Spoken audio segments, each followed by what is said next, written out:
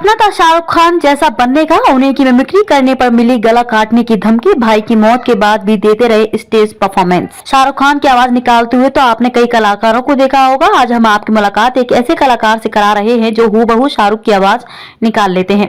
खुद शाहरुख भी उनके इस हुनर के मुरीद हैं। इस कलाकार का नाम जय विजय सचान है। ये वो कलाकार हैं जो 350 लोगों की आवाजें निकाल लेता है, फिर चाहे शाहरुख खान हो या फिर प्रधानमंत्री मोदी। जय विजय बुंदेलखंड के हमीरपुर के हैं। पिता उन्हें अपने पारिवारिक बिजनेस में लगाना चाहते थे, लेकिन उनके मन में कुछ अलग करने की लगन थी। अपने इन्हीं सपनों को पूरा करने के लिए घर छोड़ा, मुंबई पहुंचे और यहाँ अपना नया सफर शुरू किया। हालांकि सब कुछ इतना आसान नहीं था। नौकरी दो थी, लेकिन सैलरी एक भी नहीं मिलती थी। रहने को घर नहीं था और कई बार भूखे भी रहना पड़ा। जब किस्मत पलटी तो शाहरुख की मिमिक्री से कमाने लगे। एक इंटॉलरेंस पर शाहरुख के बयान से देश भर में नाराजगी छा गई। लोगों ने शाहरुख की फिल्म को तो बायकॉट किया ही, जय विजय को भी जान से मारने की धमकियां मिलने लगी। लोगों ने शो कैंसिल कर दिए क्योंकि उन सोच में शाहरुख की मिमिक्री होनी थी। लेकिन उस दौर से ये भी लड़े, हार नहीं मानी। अपने बुरे दौर में रिलेशनशिप में भी काफी दिक्कतें आई। एक गर्लफ्रेंड थी जिसके लिए जय विजय खुद भूखे रहकर अपने हिस्से का खाना उसे देकर आते थे। करियर का कुछ हो नहीं पा रहा था तो वो उसने भी रिश्ता तोड़ लिया। आज जय विजय पहचान हुआ नाम है। इंडिया गॉट टैलेंट से लेकर द कपिल शर्मा शो तक ये कई जगह दिखे और सराहे जा रहे हैं। कभी 4,500 रुपए कमाने वाले सचान आज एक शो के करीब 5 लाख रुपए लेते हैं। अपने सफर के बारे में जय विजय बताते हैं कि मैं हमेशा से ही शाहरुख खान की तरह जिंदगी जीना चाहता था। बचपन से ही उनको फॉलो करता आया हूँ। जैसे वो एक आम आदमी होने के बाद भी आज नायाब हीरा है, वैसे ही मैं भी बनना चाहता था। उनके बारे में आज तक जो कुछ भी छपा है वो सब मैं पढ़ चुका हूँ। कई बार तो उनकी आवाज ऐसे निकालता था कि लोग धोखा खा जाते थे कि मैं हूँ या खुद शाहरुख खान। जहाँ पर मैं रहता था वहां पर मुझे शाहरुख की आवाज निकालने वाले आर्टिस्ट के तौर पर जाना जाता था। मेरी जिंदगी में बदलाव उन्हीं की वजह से आए हैं। 2016 में शाहरुख से मेरी पहली मुलाकात एक शो के दौरान हुई थी। शो का नाम था यादों की बारात। शो वालों ने मुझे बुलाया था। वो मेरा और शाहरुख का स्पेशल मोमेंट चाहते थे क्योंकि उन्हें पता था कि मैं उनका बहुत बड़ा फैन हूँ। शो के दौरान मेरी मुलाकात हुई, उनसे गले मिला, उनके पैर छुए। इस मुलाकात के बाद ही मेरी लाइफ बदल सी गई। 2018 में जब शाहरुख खान को लेकर सोशल मीडिया पर बायकॉट चल रहा था, उसका असर मेरे काम पर भी पड़ा। लोगों ने मुझे भी बायकॉट करना शुरू कर दिया क्योंकि मैं शाहरुख की आवाज निकालता था। मुझे जान से मारने की धमकी दी गई।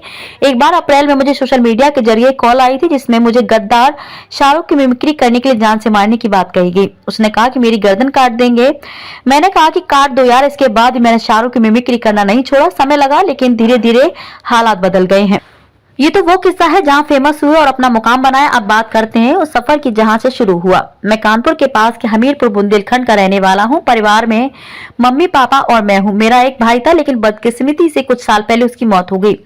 मैंने डबल एमए किया है, पहला पॉलिटिकल में और दूसरा मास कॉम जर्नलिज्म में। पापा मेरी इस पढ़ाई के खिलाफ थे। वो नहीं चाहते थे कि मैं इस फील्ड में काम करूं। उनकी एक ऑप्टिकल की दुकान थी। वो चाहते थे कि मैं बिजनेस संभालूं और सामान्य आदमी की तरह अपना जीवन बिताऊं। उन्हें पता था कि मैं लोगों की आवाजें निकालता हूं। वो कहते थे बेटा ऐसे तुम कुछ नहीं कर पाओगे। मुझे पता था कि मुझ में कुछ खास है, इसलिए मैं इसी फील्ड में आया। पढ़ाई मीडिया में की थी, इस वजह से मैंने रेडियो न्यूज चैनलों में काम किया। मुझे पता था कि मीडिया में काम करना आसान नहीं है। इसके बावजूद मैंने इसमें काम करने की ठानी। लिखना बोलना सीखा और इस फील्ड में काम कैसे होता है वो भी सीखा। हालांकि जब मैंने न्यूज चैनल में काम किया तो मुझे पैसे नहीं मिलते थे। दौर ऐसा भी था कि मैं एक समय पर 2 कंपनी में काम कर रहा था। इसके बावजूद मुझे सैलरी नहीं मिल रही थी। 9 घंटे की शिफ्ट करता था। कभी कभी तो दिन भर काम करते हुए 12-13 घंटे हो जाते थे, लेकिन समय पर सैलरी नहीं मिलती थी। दिल्ली में शुरुआत में मुझे इसी वजह से बहुत संघर्ष करना पड़ा। दिल्ली में जो सहारा का ऑफिस है उसके बगल में छोटा सा होटल था, वहां पर मैं रहता था। खर्च चलाने के लिए पापा से पैसे मांगता था। इस पर पापा बोलते थे तुम्हें इतना पढ़ाया लिखाया और तुम ये कर रहे हो। इसी बात पर एक दिन पापा से बहस हो गई, जिसके बाद मैंने ये सोच लिया था कि पापा से पैसे नहीं लूंगा। ये दौर ऐसा था कि जब जेब में खाने को पैसे नहीं थे, ढंग की नौकरी मिलने की कोई उम्मीद नहीं थी। मैं शारीरिक और मानसिक तरह से टूट गया था। उस समय के बारे में सोचकर ही मेरे रोंगटे खड़े हो जाते थे। पैसे नहीं होने की वजह से मैं एक रात भूखा सोया था। तब समझ में आया कि पैसा ही सब कुछ होता है। जब मैं रेडियो में काम कर रहा था तो दूसरे मीडिया प्लेटफॉर्म में भी काम करने के लिए अप्लाई किया, लेकिन हर जगह से रिजेक्शन ही हाथ लगा। काम की इतनी सख्त जरूरत थी कि मैं कहता था कि मुझे किसी भी काम पर रख लो। किस्मत अच्छी रहती तो नौकरी मिल जाती थी, लेकिन पैसे नहीं मिलते थे। जब खाने के लिए मेरे पास पैसे नहीं रहते थे तो दोस्तों से उधार ले लेता था। इसी वजह से लोगों ने गलत तरीके से बर्ताव भी किया। मैं एक दोस्त के साथ रहता था, लेकिन कुछ दिनों बाद उसने मुझसे कहा कि मैं अब उसके साथ नहीं रह सकता हूँ। मैंने उससे कहा कि मैं कहाँ जाऊंगा। उसने कहा मुझे पता नहीं, लेकिन अब मैं तुम्हारे साथ नहीं रह सकता। उसी कमरे के ऊपर फ्लोर पर एक लड़का रहता था। मैं वहां पर रहने लगा।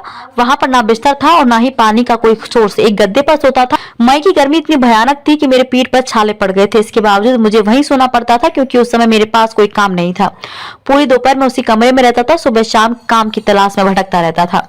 इतनी पढ़ाई करने के बावजूद मुझे एक कंपनी में सुपरवाइजर की नौकरी मिली थी। मेरा काम होता था लोगों को यह बताया गया कि खाना खाने का टाइम हो गया है, खाना मिलने लगा है।